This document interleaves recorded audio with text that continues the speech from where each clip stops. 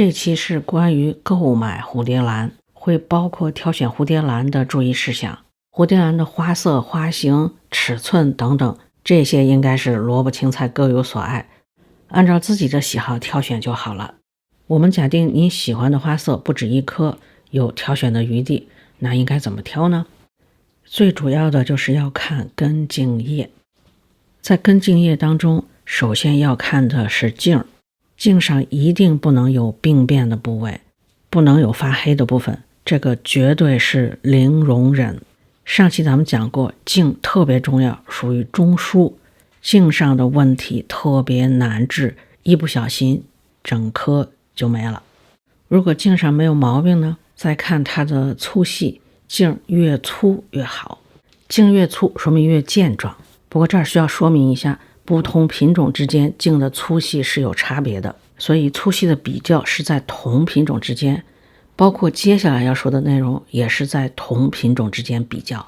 蝴蝶兰真正的茎我们其实很难看到，因为被叶片和根所包围着，所以我们检查茎是否健康，主要就是检查茎那个部位，看看叶基和根基有没有问题。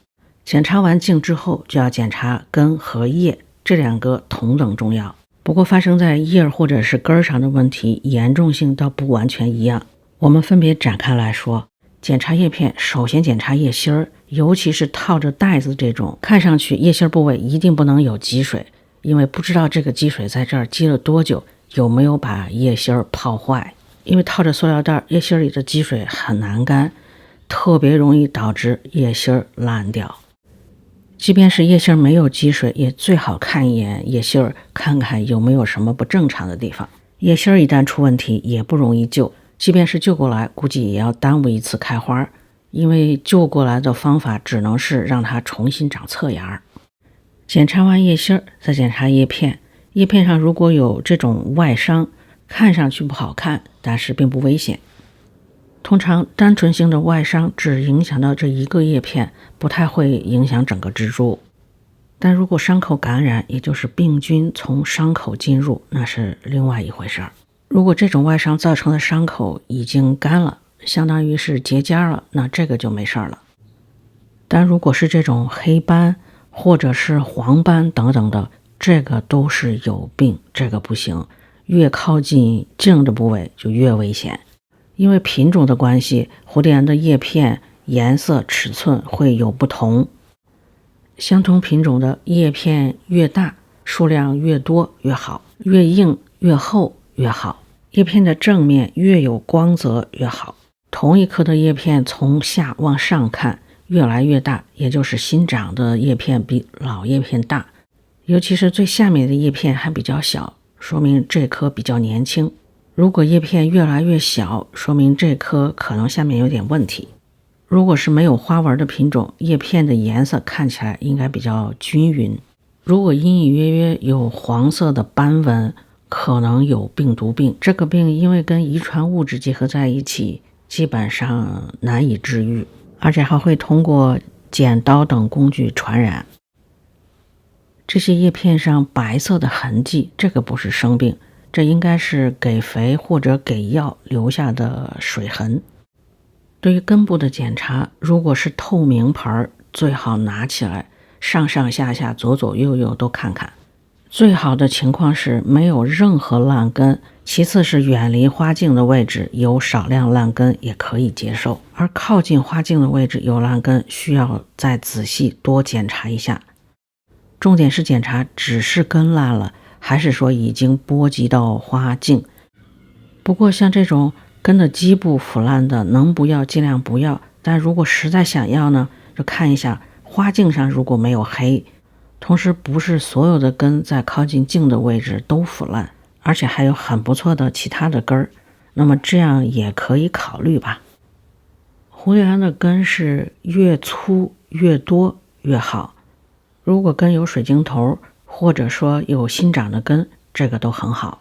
在挑选蝴蝶兰的时候，根茎叶都说完了，在说到花之前，我们先来问一个问题：相同的品种在购买的时候是挑选花更好的，还是根茎叶更好的？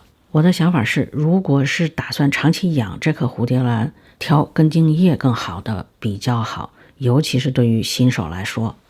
花儿当然也要看，根茎叶花都好自然是最好的。在挑选花的时候，这些现象可以留意。一，您看到的花的颜色和花的尺寸基本上就是日后的颜色和尺寸，虽然将来自己养护之后也有可能有一点点变化，但是差距不会特别大。你会看到有些花比较小，有些比较大，大花的并不是由小花的长大之后变成大花的，是它本来就是大花。在颜色和花色方面，将来大概率不会发生变化，不过小概率事件确实有，花色发生变异的情况确实有。二，注意看它的花梗。我们上期说过，蝴蝶兰的花序是总状花序或圆锥花序。画面当中出现的这个有很多侧花枝的，就是圆锥花序，也是副总状花序，这个是可以遗传的。意思就是说，从遗传方面来说，有一些品种比较容易出侧花枝，而有一些不太容易出侧花枝。所以如果您是喜欢这种出侧花枝的品种，在购买的时候就尽量购买带侧花枝的。相对的来说，带侧花枝的比不带侧花枝的在日后养出侧花枝来的概率大很多。不带侧花枝的有两种原因导致，一种是先天基因决定它不容易出侧花枝，还有一种是后天养护，可能能量不够，它没有出侧花枝。如果是第二个原因，日后养护的好，也是有可能出侧花枝。您看这几片的叶子虽然都非常大，但是一片比一片大，尤其是最下方还有挺小的叶子，说明这几棵都挺年轻的。注意看最右边这棵，这个有一个侧芽，侧芽就是在花茎上又长出了一个苗，这种情况并不常见，遇到这个情况一定要检查叶心儿，主要是检查母株的叶心儿。如果母株的叶心儿看上去没有毛病，侧芽的叶心儿看上去也没有毛病，那这棵买到就是赚到了。未来可以把它们分开，那一棵变两棵了，也可以不分开，它们各自都可以开花。刚才提醒说出侧芽的注意看叶心儿，主要是叶心儿遭到破坏之后比较容易出侧芽。关于花的选择，我们前面说了2条，再说第3条。这条不常见，但确实我也有遇见过。一定要看清楚花梗出现的位置，花梗一定要是在叶里出现，就是叶子和叶子之间，不可以在叶心里出现，就是长新叶片的那个位置不可以出花梗。如果是那个位置出的花梗，叫做终端花梗。如果叶心里出现终端花梗，叶心里就不能再长新的叶片了。叶心里出现终端花梗的植株只有2个出路，一个是茎上再出侧芽，那另外一个就是到此为止了。检查花梗的出处有时候还会有惊喜，看这个开着一枝花，下面还又有一个新的花芽，这棵既有很多侧花枝，又是双花梗。还有一点，第2个花芽特别小，售卖的价格一定是按照单枝来卖的。这第2个离开兰园的时候估计更小，很容易就被忽略掉了。我是为了做这期视频特意跑到巴宁斯去拍几个镜头，没想到居然拍到了这么多的情况，还遇到了一批打折花。像这些打折的花肯定是有些问题才打折，如果打折的原因只是单纯性的花谢了，根和叶状态还行，还行的标准是根可能有点干，叶子也有可能有点软有点皱，但是没有生病，这样的买回家换换盆换换质料，很容易就可以恢复，并不需要特别的救治。像这一类的新手买回家练手非常合适。但有一些可能不太容易，比方说这棵只剩2片叶子，茎上还有点黑。其实看着它还有花苞，也就是还没开全的情况下花就落了，就能猜到它下面可能是有点问题。再看到只剩2片叶子，还有1片叶子这么黄，就知道这个的救治难度比较大。如果想挑战一下自己的话，可以试试。这些也是叶和茎那边都不太好，再看它们的花儿，感觉也不是正常的凋谢，我猜它们的根部会非常的不好。导致这个情况的原因应该是巴宁斯的人浇水不当，又套着塑料袋，空气流通特别不好。这些已经生病的花也还是有救治过来的可能性。如果你想试试这个救治过程，当然可以买回家试试，否则还是避开为好。蝴蝶兰在兰花里面算是比较好买到的品种，在一般的花店甚至超市都有卖的。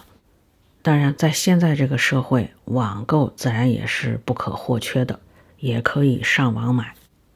我们可以买开花株，也可以买苗。购买开花株比较直观，花型、花色、植株的大小一目了然。如果是买苗，尤其是种子苗，花型还存在一定的不确定性。不过有一些品种因为找不到成年株，也只能买苗。从幼苗到开花大概要1年半左右吧。苗除了可以买单株的幼苗，还可以买平苗。因为每一瓶里有好多个小苗，所以平均到每一个小苗价钱就低很多了，但风险也不小。如果操作不当或者环境不合适，夭折的可能性特别大。再另外就是一下子出来那么多，如果没有人可以帮忙分出去一些的话，同一个品种养那么多也是个问题。好，关于购买蝴蝶兰就说这么多，谢谢收看，下期再见。